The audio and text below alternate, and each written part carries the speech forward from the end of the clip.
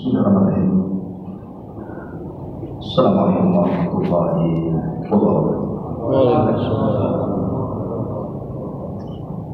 Alhamdulillah wassalatu wassalamu ala Rasulillah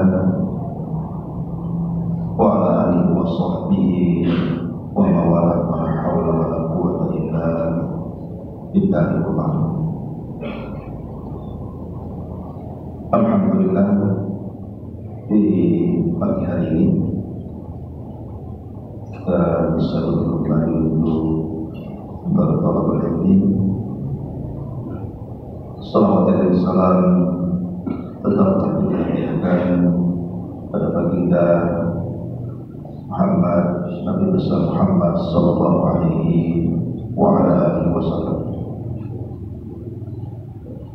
Ma'asyiral muslimin yang dimuliakan Allah Subhanahu wa taala. Biasa kita mengkaji tafsir Al-Qur'an Al-Karim. Pagi ini kita akan membahas sebuah tema khusus yang lagi viral akhirnya di YouTube tentang praktek-praktek perdukunan dan pengobatan-pengobatan yang sebenarnya menjurus kepada kesyirikan. Sebab terkadang kalau orang tidak punya akidah dan beriman, melihat tontonan seperti itu seolah-olah itu bagian daripada Islam, padahal justru sebaliknya itu sebuah kesyirikan. Ma'asyiral muslimin dimuliakan Allah Subhanahu wa taala. Di dalam Al-Quran Al-Karim Allah Subhanahu wa ta'ala berfirman, wa innahu kana rijalun minal insi yaquluna bi rijalin minal jinni fazaduhum rahab. Ada sebagian orang itu mereka meminta perlindungan kepada jin. Justru jin itu menambah kekufuran kepada orang. Sebagaimana berpendapat seperti Syekhul Islam Ibnu Taimiyah rahimahullah taala, apakah boleh seseorang itu meminta pertolongan kepada jin? Ada pendapat ulama mengatakan boleh, selama tidak ada syarat dan selama perkara itu adalah perkara mubah. Walaupun ini hanya sekedar pendapat, tapi umumnya orang yang meminta pertolongan kepada jin itu pasti ada syarat. Karena tidak mungkin jin dimintai pertolongan itu secara pasti ada timbal baliknya. Makanya sering saya ceritakan di tempat lain tentang satu kisah di Saudi Arabia. Di Saudi Arabia itu karena mereka adalah negeri tauhid, jadi pemberantasan dunia perdukunan itu luar biasa. Sampai negara itu membuat semacam disebut dengan komunitas dari kalangan kepolisian itu untuk memberantas perdukunan. Sampai suatu ketika mereka menangkap seorang. Ketika ditangkap dukun ini tiba-tiba menangis. Kemudian ketika ditanya kenapa aku menangis, maka sang dukun mengatakan, aku menangis bukan karena aku takut ditangkap. Aku menangis karena jin-jin yang aku pelihara itu tidak memberitahu aku bahwa aku akan ditangkap. Coba kalau seandainya mereka memberitahu, tentu aku sudah bisa kabur. Kata kepala kepolisian yang mengatakan, boleh jadi mungkin syaratmu memberikan hadiah dan sesajen kepada mereka itu pun, makanya mereka berkhianat. Tetapi dukun ini mengatakan tidak, bahkan aku paling paham keinginan jin-jin. Bahkan di rumah aku sediakan wanita, bukan hanya untuk sekedar melampiaskan perbuatan zina kemungkaran, tapi lebih daripada itu, aku selalu mengambil pada waktu wanita ini haid, aku ambil darah, kemudian aku jadikan tulisan untuk menghinakan Al-Quran. Jadi dengan darah itu dia tulis ayat suci Al-Quran, surat ayat kursi, dalam rangka dihinakan. Di sini menunjukkan bahwa ada pertukaran iman dan akidah.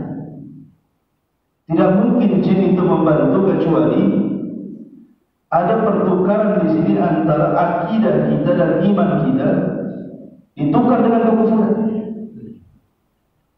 Makanya Allah Subhanahu wa taala mengatakan wala qad alimu laman ishtarahu ma lahu fil akhirati min khalaq. Ketika Allah menjelaskan tentang kisah Harut dan Marut, di ujung ayat Allah mengatakan, dan sungguh mereka mengetahui bahwa jual beli mereka dengan jin-jin itu tidak mendapatkan apapun di akhirat bagian yang baik. Artinya pasti kesudahannya buruk ya. Masyarakat muslimin yang dimuliakan Allah Azza wa Jalla, yang ingin kita kritisi adalah dalam tayangan-tayangan itu terkadang ada pengobatan-pengobatan yang pengobatan itu seolah-olah dinisbatkan kepada pengobatan tradisional. Tetapi masalahnya bukan di sini, karena prakteknya kita lihat justru mengarah ke perdukunan. Saya ingin rinci sedikit. Dalam ilmu tauhid, pengobatan itu dibagi menjadi tiga. Dalam ilmu tauhid, pengobatan itu dibagi tiga. Pertama, ada pengobatan itu yang memang secara nas Al-Quran atau Sunnah Nabi SAW memang itu pengobatan, baik sistemnya ataupun obatnya. Ini yang pertama. Yang kedua, ada pengobatan ataupun obat ini memang secara ilmiah sudah diteliti oleh dunia-dunia farmasi dan kedokteran atau dunia-dunia herbal bahwa itu obat. Kemudian yang ketiga, ada sistem pengobatan ini tidak dijelaskan oleh Quran dan Sunnah itu obat dan itu pengobatan. Juga tidak diteliti oleh orang-orang yang pakar dalam hal itu seperti dunia farmasi dan kedokteran ataupun mungkin orang-orang yang ahli dalam herbal. Tidak terkenal bahwa itu obat ataupun pengobatan, menjadikan sebab yang bukan sebab. Pertama, ada obat atau sistem pengobatan itu memang ada dalam Quran atau dalam hadis Nabi SAW, maka ini mubah terkadang dianjurkan. Contoh, Nabi SAW ketika membicarakan tentang jintan hitam atau bahasa kitanya habbatus sauda, kata Nabi SAW, habbatus sauda dawa'un likulli da'i, bahwa jintan hitam atau habbatus sauda itu mampu menyembuhkan segala jenis penyakit illa sam, kecuali kematian. Berarti ada nas di sini. Nabi mengatakan jintan hitam obat kecuali kematian. Kalau orang sedang sakaratul maut jangan dikasih habbatus sauda, tetap mati, karena tidak bisa menolak kematian. Tetapi jintan hitam kan dinaskan bahwa itu obat. Atau ketika Nabi SAW bicara tentang air Zam-Zam, kata Nabi SAW, khairul ma' ala wajhi wajhil ardi ma'u Zamzam. Sebaik-baik air yang ada di permukaan bumi itu air Zamzam. Kenapa? Li'annahu tu'mun, karena sesungguhnya air Zamzam itu bisa digunakan pengganti makan. Wa dawa'un li kulli suqin, dan bisa dijadikan obat untuk segala penyakit. Berarti jelas Rasul mengatakan air Zamzam itu obat. Jangan diragukan lagi, tidak perlu diteliti. Karena Rasul yang mengatakan air Zamzam obat, ya sudah, kita jadikan obat. Makanya Rasul mengatakan ma'u Zamzam lima syuribalah. Air Zamzam itu bisa mengabulkan niat peminum. Kalau niat minumnya supaya cerdas, insya Allah dicerdaskan. Kalau niat peminumnya ingin sembuh, insya Allah disembuhkan. Ini yang kedua. Yang ketiga, Nabi SAW dalam hadis Abu Hurairah radhiyallahu anhu pernah melakukan bekam atau hijamah. Berarti hijamah atau bekam itu adalah pengobatan yang diajarkan Nabi SAW. Secara nas hadis ada. Atau contoh yang lain, ketika datang orang-orang Quraisy kepada Nabi SAW, kemudian salah satu di antara mereka sakit, maka Nabi SAW memberikan baulul ibil, kencingnya unta, kemudian disuruh minum semua bulan. Di sini menunjukkan bahwa kencing unta itu obat. Makanya bagi antum yang umroh gitu ya, biasanya di penangkaran onta itu kan dijual tuh kencing unta. Tapi memang bau sekali. Ya, kalau antum bisa minumlah.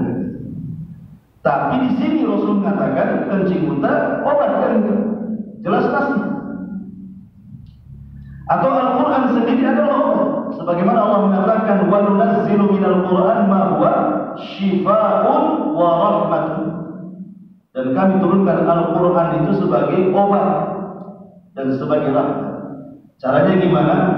Dibacakan, atau dengan kata lain disebut ruqyah. Lah ini jenis yang pertama. Jadi ada sistem pengobatan atau ada obat-obatan yang berdasarkan nas Quran atau hadis dia obat, maka kita katakan obat. Mubah, tidak ada masalah. Ini yang pertama. Kemudian yang kedua, memang Quran tidak menjelaskan ini obat, hadis juga tidak menjelaskan. Tetapi kemudian ada penelitian secara ilmiah yang dilakukan oleh dunia farmasi, kedokteran ataupun ahli-ahli dan pakar-pakar herbal.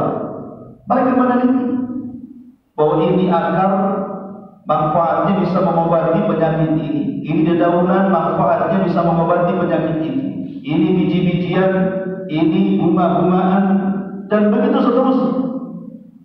Walaupun tidak 100% mengobati, tetapi kenyataannya kalau seandainya dikasih jamu ini dari herbal ini kemudian sembuh sebagian besar, berarti memang ini obat. Walaupun tidak terdapat dalam Quran dan Sunnah, tapi ada penelitian selama zatnya tidak haram. Ini yang kedua. Yang jadi masalah yang ketiga, Quran tidak mengatakan ini obat, hadis tidak mengatakan ini obat. Tidak ada satupun penelitian dunia farmasi, kedokteran ataupun herbal ini obat, tiba-tiba dijadikan obat.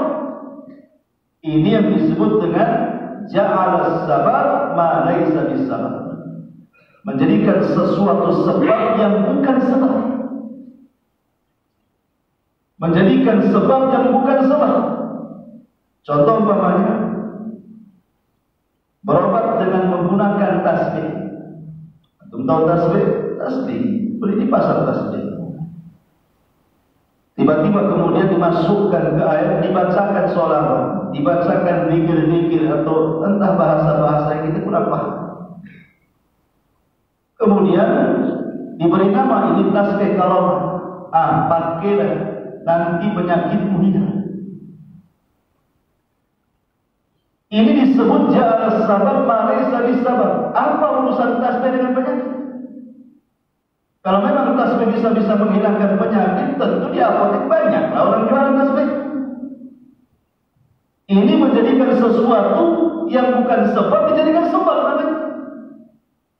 Atau saya pernah berdakwah ke pulau daerah Batam sih, Romo namanya. Jadi 3 hari dari sana. Waktu itu pas musim durian itu. Jadi dia jalan sama orang kampung ke kampung sebelah. Saya heran karena kampung itu udah ada orang.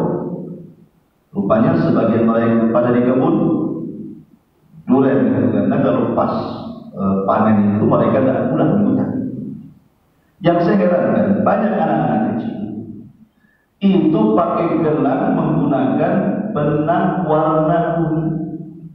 Ada yang digalungkan, ada yang ditaruh di tangan, ada yang di kaki, yang diikat di perut. Hampir semua anak-anak di tempat. Jadi saya cobalah berdialog dengan orang kampung situ. Kenapa anak-anak ini dikasih benang-benang kayak gitu ya? Kemudian adalah yang menjawab orang kampung di situ. Itu sebenarnya untuk tolak bala. Jadi supaya anak-anak ini tidak mudah terkena penyakit. Karena benang itu diambil dari kuburan keramat. Pertanyaannya, apa hubungan benang dengan penyakit? Kan begitu ya? Seandainya anak ini mencret, apakah kemudian dikasih benang kuning di lehernya tiba-tiba berhenti mencretnya? Kan tidak ada ceritanya. Karena benang itu bukan untuk obat itu. Itunya namanya menjadikan sebab yang bukan sebab. Lah sebagian ulama tauhid mengatakan, kalau menggunakan sebab yang bukan sebab dijadikan obat, maka Anda telah terjerumus kepada syirkul asghar, syirik kecil. Tapi kalau sampai diyakini bahwa benang itu, tangkal itu, tasbih itulah yang mengobati dan tidak ada Allah di situ, berarti meningkat hukumnya menjadi syirkul akbar, syirik besar. Dan kalau syirik besar bahaya karena bisa mengeluarkan dari Islam. Apalagi kemudian sistem pengobatan yang tidak pernah dikenal di zamannya. Seperti dalam media itu kan ada memindahkan penyakit ke ayam. Apakah kasihan ayamnya? Tadinya sehat jadi sakit. Atau dipindahkan ke kelapa muda. Tah dia itu kena apa, dipindahkan ke situ, pasti belah kelapanya, rupanya ada pakunya, ada silitnya, ada kerisnya, ada macam-macam dari situ. Ini pengobatan apa? Rupanya setelah ada yang membongkar itu sebuah setting. Kita katakan mau settingan mau asli, tetap Islamlah. Seandainya itu sebuah settingan, maka ini sebuah penipuan. Karena yang menonton itu, karena sekarang ini orang hampir lebih banyak menonton YouTube dibandingkan televisi. Kalau dulu ya banyak orang nongkrong di televisi kan, jarang orang keluar rumah, rata-rata depan televisi saja. Sekarang kan jarang nonton televisi itu, paling nonton YouTube. Di mana-mana sekarang, karena lebih mudah diakses. Kalau memang yang nonton itu tidak paham, mungkin kurang tauhid, kurang iman, disangkanya benar untuk pengobatan itu. Akhirnya kemudian terkadang kalau punya keluarga yang sakit, nonton video itu kemudian dianggap, oh sakti juga orang itu, boleh juga kita coba-coba nih, kita obati orang sakit ke dia, mudah-mudahan sembuh kan begitu. Itu kalau yang jahil. Kalau yang cerdas mungkin dia berpikir di setting, nah ini di sinetron. Tetapi masalahnya penonton itu tidak semua cerdas. Bahkan netizen itu terkadang yang nonton ini kemudian komentarnya aneh-aneh. Ada yang takbir Allahu Akbar, ada yang sholawat sallu alaihi katanya. Gimana dunia praktek seperti ini ditakbir-takbirkan di komentar? Ini kalau memang ini tipu-tipuan. Karena dalam dunia Islam ini Nabi SAW mengatakan, man aqada syai'an summa nafata faqad sah. Kata Nabi SAW, siapa yang berpura-pura membuat pukul kemudian ditiup-tiup, maka dia termasuk melakukan praktek sihir, walaupun dia bukan tukang sihir, walaupun pura-pura melakukan praktek perdukunan, dia bukan. Ini hanya settingan saja, karena dia tidak punya ilmu. Kalau prakteknya menyamai praktek dukun, maka dianggap bagian dari praktek sihir. Kenapa? Karena Rasul yang mengatakan, man tashabbaha biqaumin fahuwa minhum. Barang siapa yang tasyabbuh menyerupai sebuah kaum, maka dia termasuk kaum itu. Kalau dia menggunakan praktek-praktek perdukunan untuk meniru dukun, maka dia dukun, walaupun dia bukan, karena prakteknya meniru mereka. Apalagi kalau dia dukun beneran. Ma'asyiral muslimin yang dimuliakan Allah Azza wa Jalla, jangan lagi orang jadi dukun atau melakukan praktek dukun, baik asli atau tipu-tipu. Yang datang ke dukun saja, Islam itu malah cukup luas. Nabi SAW mengatakan, man ata arrafa fasa'ala an syai'in lam tuqbal salatuhu arba'ina yawm. Siapa yang datang ke dukun, bertanya, belum membenarkan, belum meyakini, baru tanya, konsultasi,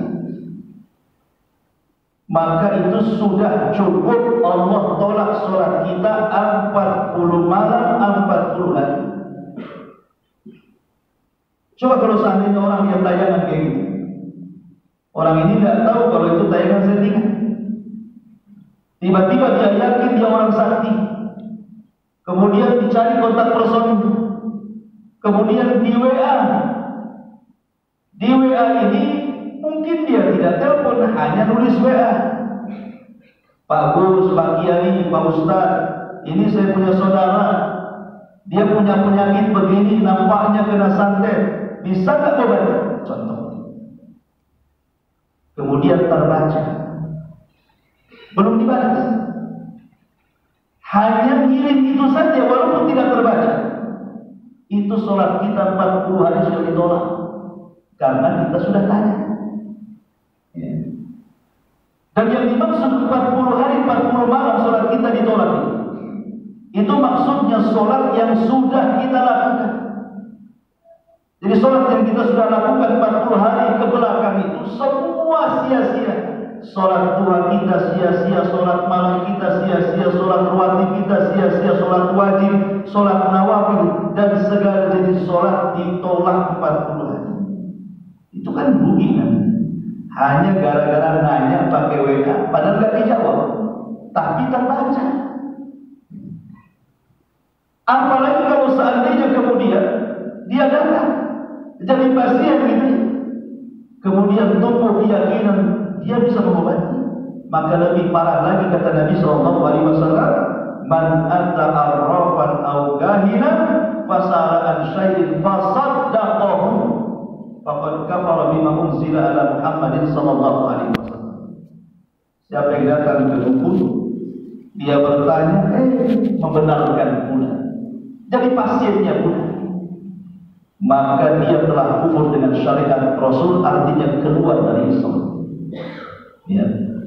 Bahaya dunia berdukun, yang datang saja diancam, gimana yang melakukannya? Ma'asyiral muslimin yang dimuliakan Allah Azza wa Jalla, karena dalam dunia kedukunan, kenapa tidak? Sebagian mereka merasa bahwa memiliki rububiyah yang itu hak mutlak milik Allah, mengaku memiliki rububiyah yang itu hak mutlak milik Allah. Seperti apa? Seperti seolah-olah dia mengetahui yang gaib. Kan dukun-dukun kan begitu, seolah-olah dia mengetahui yang gaib. Contoh, ada orang datang berobat sama dia, pasti segala penyakit apapun kalau datang ke dukun dibilangnya Anda kena santet. Ada jin. Walaupun hanya sakit kepala aja, kalau Anda minum botrek sembuh sebenarnya. Cuman karena datang ke dukun dibilang kepalanya kecil. Karena biasanya mereka seperti itu. Mereka kan menerka-nerka kan itu. Seolah-olah, oh kamu ada jinnya, ada orang yang nyerang kamu, ada orang yang ngirim kamu. Dari mana kamu? Emang dia melihat jin? Jin itu tidak bisa dilihat. Karena Allah Subhanahu wa taala berdasarkan nas Quran mengatakan, innahum yarakum min haitsu la tarawna. Mereka yang melihat kita, kita yang tidak melihat mereka. Makanya sebuah keadilan ketika di dunia jin-jin itu melihat kita dan kita tidak bisa melihat mereka, nanti di akhirat Allah balik. Kita yang melihat jin-jin tidak melihat kita. Itu keadaan Allah Subhanahu wa taala. Tapi di dunia kita tidak bisa melihat jin. Jangankan kita, Nabi SAW sendiri tidak bisa melihat jin kecuali karena wahyu. Ketika Nabi SAW pulang dari Taif, mau masuk Mekah tidak bisa, karena 18 kabilah Mekah sudah mengancam kalau dia sampai masuk Taif dibunuh. Maka Rasul harus ada orang yang bisa melindungi dia. Makanya sebelum dia masuk ke Mekah, dia berlindung antara Mekah dan Taif di kebun kurma. Disitulah sholat subuh Rasul membaca beberapa ayat Al-Quran. Rupanya ada jin-jin yang datang, entah dari mana, utusan iblis, kemudian mendengar ada orang yang baca Quran. Tiba-tiba mendengar baca Quran langsung beriman. Rasul tidak tahu bahwa ada jin itu. Dari mana Rasulullah SAW tahu bahwa ada datang jin kemudian mendengar Quran kemudian beriman? Allah yang mewahyukan, turunlah surah jin.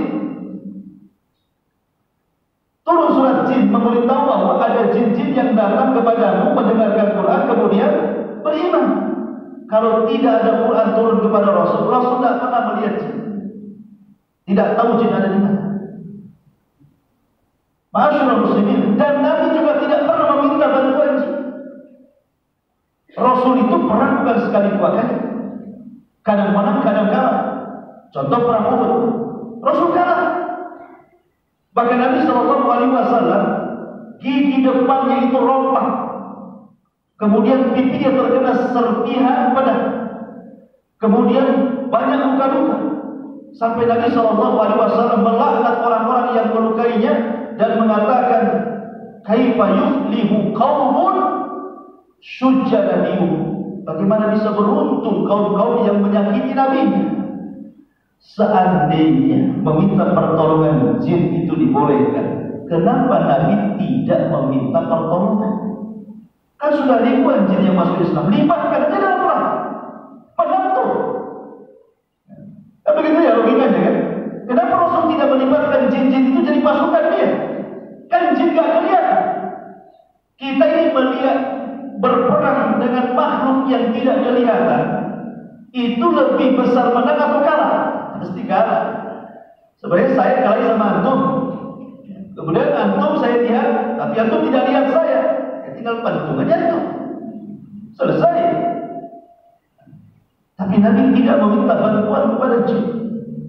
Tidak ada peperangan Rasul dibantu jin. Padahal kalau mau Rasul berhak meminta bantuan kan? Bukankah jin adalah umatnya? Wa ma khalaqtul jinna wal insa illa liya'budun. Tidakkah aku ciptakan jin dan manusia kecuali untuk beribadah? Dan nabinya para jin itu sama dengan nabinya manusia.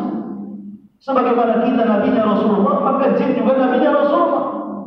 Tapi Rasul tidak pernah meminta bantuan kepada mereka. Ma'asyiral muslimin yang dimuliakan Allah Subhanahu wa taala. Maka ketika mereka menerka-nerka sesuatu yang gaib, inilah letak dunia perdukunan. Bahaya ketika meneroboh ada jin. Makanya terkadang saya heran.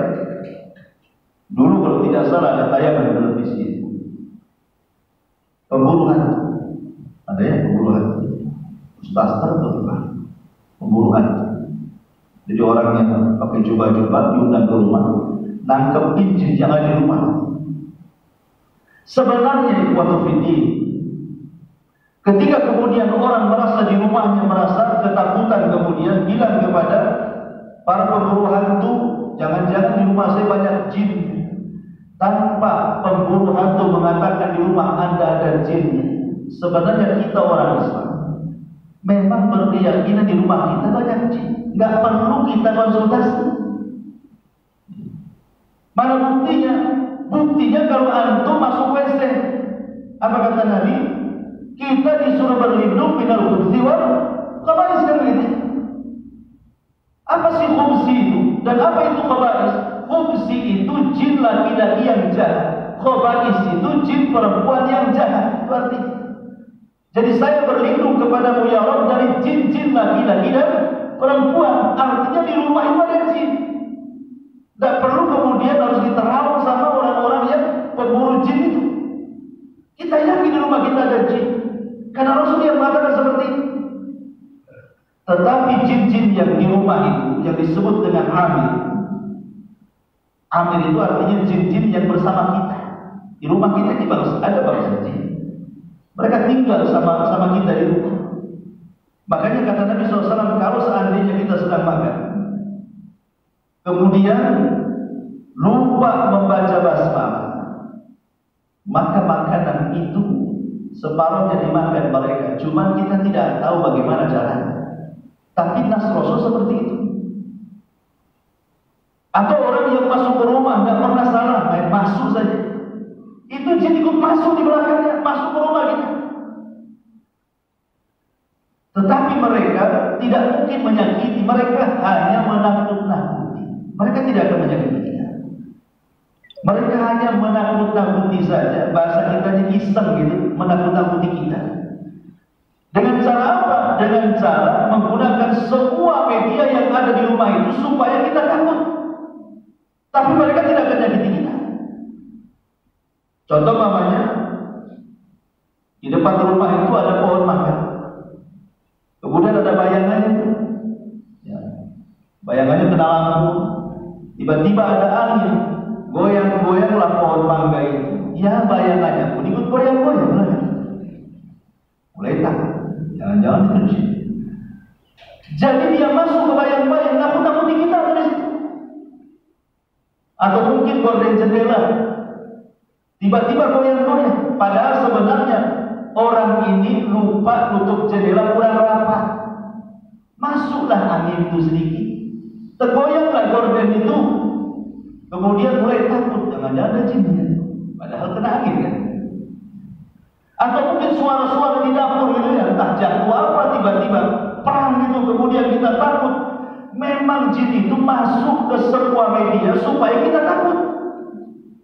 Makanya Nabi SAW mengatakan tidak perlu mengundang orang-orang yang menangkap jin, karena mereka para pendusta. Bagaimana cara menangkapnya? Mereka tidak bisa melihat jin. Macam mana cara menangkapnya? Kata Nabi SAW, kalau kita lewat di sebuah tempat kemudian menakutkan, cukup baca basmalah dan jangan pedulikan. Ini ibu-ibunya kalau bapaknya malam-malam ingin ke kamar mandi, kok lewat dapur agak takut ini.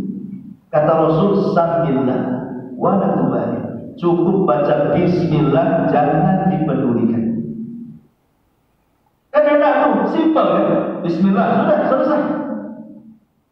Jangan pula kemudian mengambil baterai di sorot-sorot, nggak akan kelihatan, karena dia bukan mati. Apalagi kemudian teriak-teriak, ada dialog, siapa itu di dapur, saya di sini, tambah parah lagi.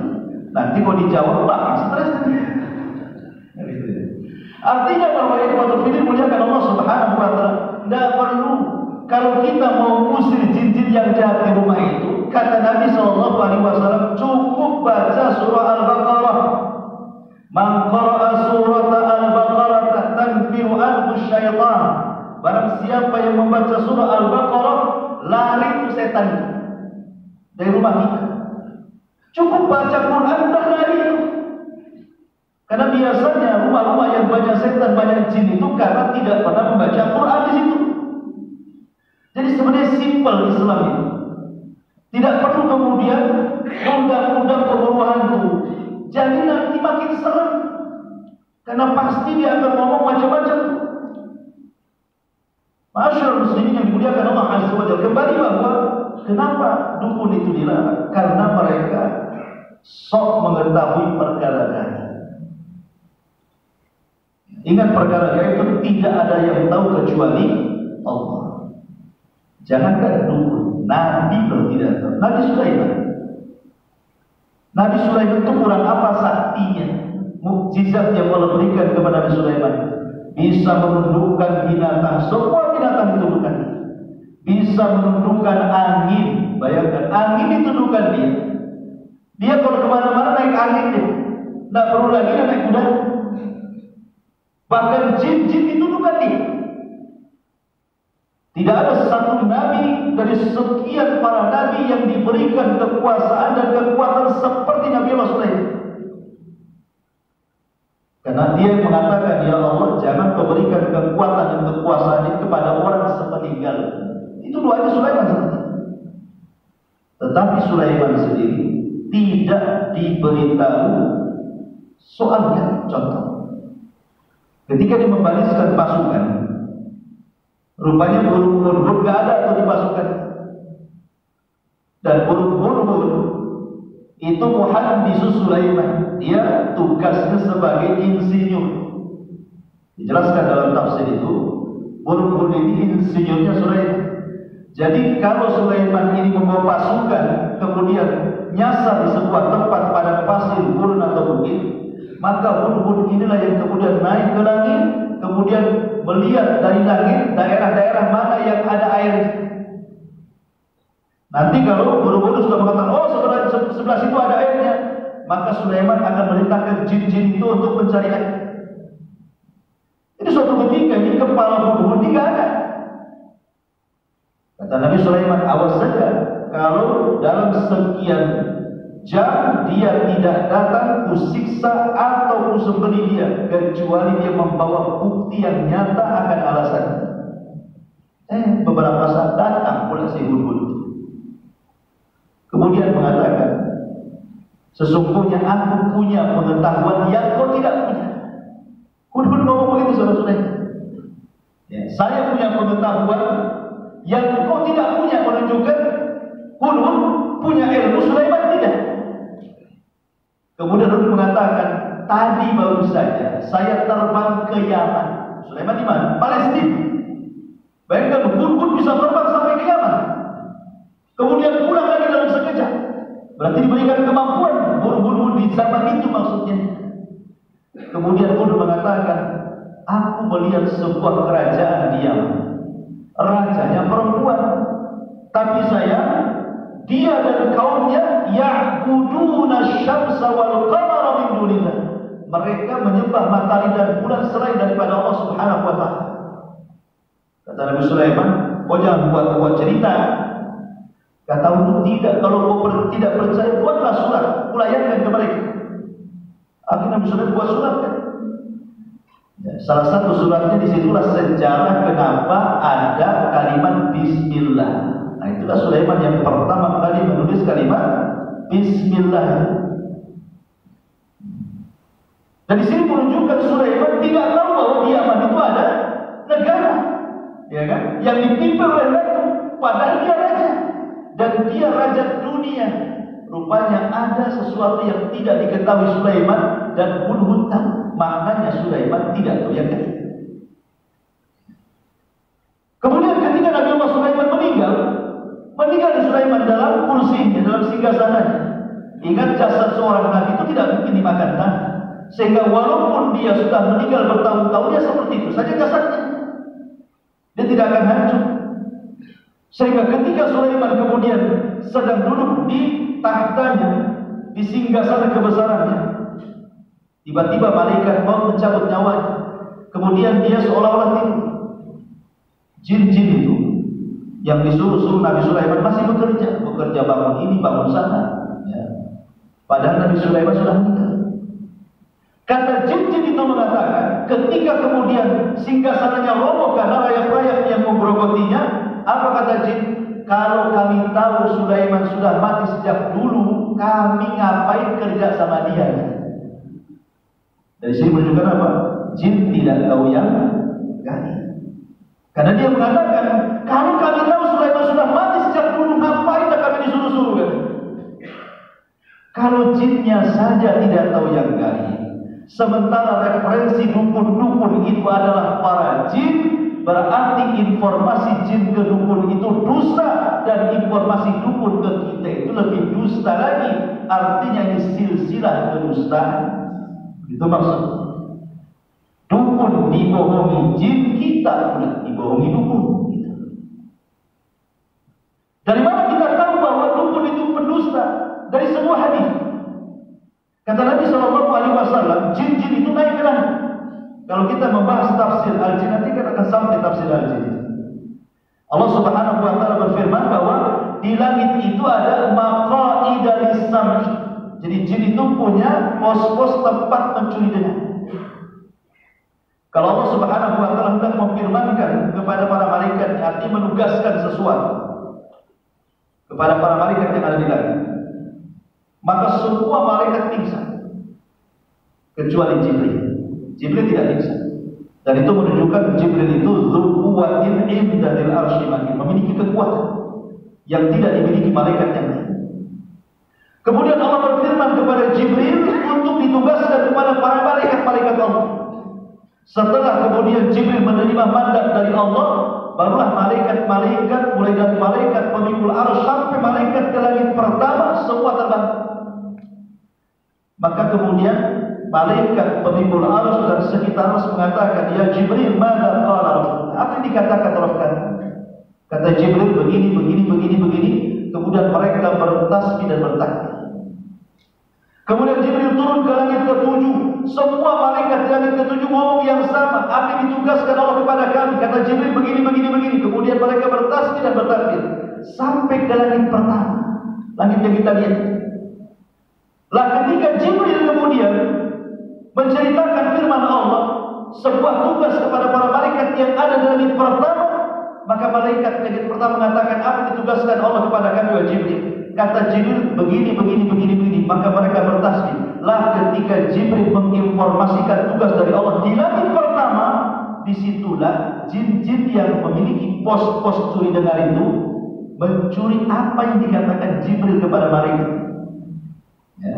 Karena tugas para malaikat di langit pertama itu untuk kemaslahatan bumi. Ada yang disuruh untuk menumbuhkan, ada yang disuruh untuk menghidupkan, mematikan, menghancurkan. Itu tugasnya malaikat. Ya.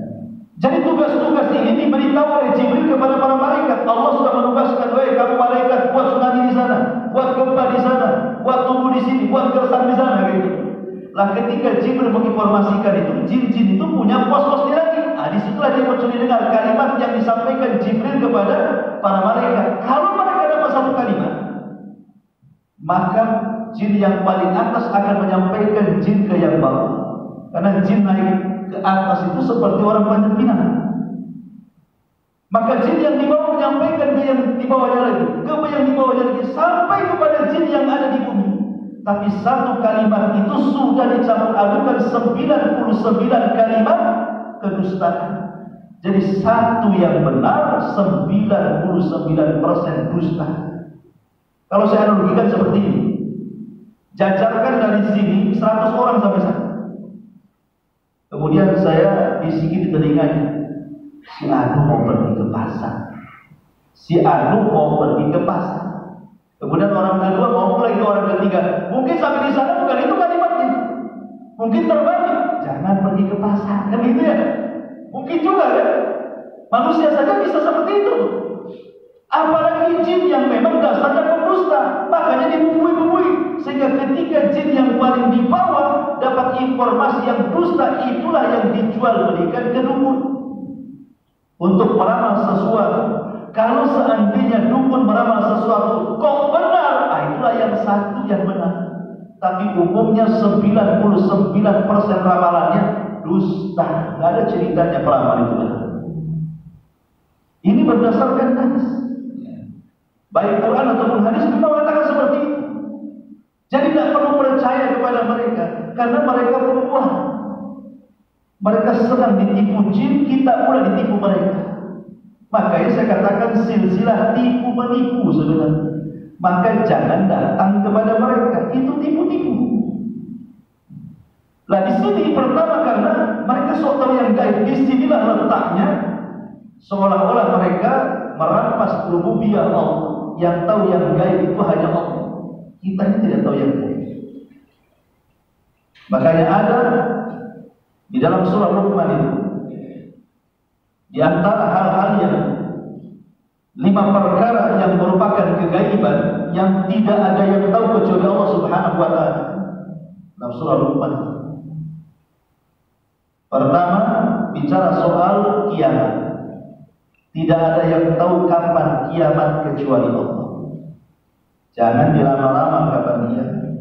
Oh, tanggal 15 bulan Ramadan kiamat. Dah lewat tak kiamat. Yang kedua, soal hujan. Hujan tidak ada hujan, itu urusan Allah. Jangan pula kemudian percaya kepada pawang hujan. Di desa saya itu dulu di Jawa Barat, ada orang gila, nggak pernah pakai baju, ada orang gila, nggak pakai baju, tapi diyakini pawang hujan. Jadi kalau buat pesta nikah itu dicari orang gila, kemudian dicari dapat, diikat di bawah, nanti kasih makan banyak-banyak, nanti suruh kencing ada lagi. Nah, itu katanya bisa meredakan hujan atau memberhentikan hujan. Kan gila, bukan pawang itu. Orang gila jadikan pawang. Soal urusan hujan gak hujan itu urusan Allah. Kita tidak tahu. Betapa banyak BMKG itu memperkirakan cuaca hujan, ternyata tidak hujan. Ya memang hujan itu kehendak Allah. Kita hanya bisa memprediksi secara ilmiah, terkadang meleset juga. Ya. Kemudian soal arham, ini semua terdapat dalam surah Luqman. Masalah kiamat itu tidak ada yang tahu kecuali Allah. Masalah hujan tidak ada tahu kecuali Allah. Masalah rahim, bayi dan dalam rahim ini tidak tahu kecuali Allah. Bukan masalah laki atau perempuannya. Misalnya di USG tahulah alatnya. Bukan itu. Maksudnya takdir bayi ini kalau dia lahir, apakah kelak jadi insinyur, dari dokter, jadi ini, jadi itu. Tidak ada yang tahu kecuali Allah. Kemudian masalah apa yang akan terjadi besok. Wa ma tadri madza taksibu ghadan. Itu bahasa Quran. Kau tidak tahu apa yang terjadi esok hari. Dan para peramal itu sok tahu apa yang terjadi masa depan kan? Tidak tahu masa depan kita kecuali Allah. Kemudian yang terakhir kata Allah, wa ma tadri nafsun bi ayyi ardin tamut. Kita tidak tahu di mana kita mati. Ya, kematian kita itu hak mutlak kegaiban Allah. Dan tidak ada ibrah mau di mana kita mati terserah. Yang penting bagaimana cara matinya. Yang penting itu. Mau mati di Jawa, mau mati di Batam, mau mati di Mekah, mau mati di Madinah, silahkan. Tidak ada ibrah dalam tempat kematian. Tetapi yang penting bagaimana cara kita mati. Suruh Fatimah atau Rasul Fatimah itu.